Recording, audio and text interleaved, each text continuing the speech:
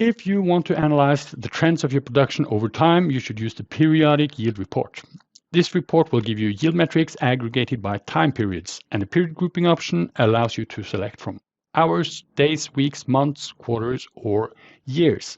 In this case, I will use an empty filter. I will choose week as my period grouping, and I want to look at the last 30 days of production. To load the report, I click the Apply Filter button. The first element of this report is an expandable grid showing one top row for each period of production with a summary of the period's yield metrics. Each row has two buttons. The matrix view will open the underlying data in a separate grid, and the drill down button, which will let you inspect the underlying data in another more detailed report. The next element of the report is a chart. And in this chart, with all rows of the grid collapsed, it will show one bar for each period. The corresponding lines will show the yield metrics. I can choose to view this chart as a bar or a column chart. And going back to the grid, I can expand any of these rows to look at the underlying data. So by expanding week 9, I can now see the individual part numbers with individual yield metrics. I can also use the column options to introduce both revision and test operation to give me an even more detailed view.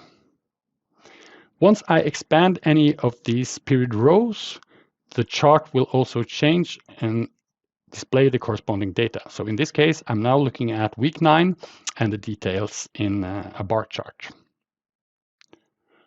Expanding any period of this chart will also introduce a third element, which is a chart showing the number of products passed in each run. So in this case, I can see that I have 115 units that has passed in the second run, 18 passed in the third run, and going all the way down, I can see that I have one unit that has been retested 9 times, passed in the 10th run. I can click on any of these bars to drill down, for instance, to the serial number history to look at the underlying data. Going back up to the filter, I want to show you one last thing. In this report, you can introduce a third level to the grid by filtering for MISC info values. So in this case, I want to look at every report that has a MISC info description matching UUT description. Applying the filter will reload the report and introduce a third level to the grid. So now, by expanding week 9,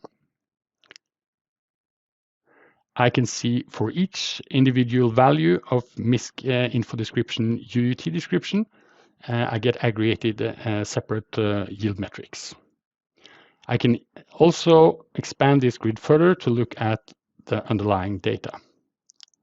And the chart will also adapt to display the week that I have expanded in the grid. Click in the bars or in the yield metrics or in individual rows of the grid to drill into other reports.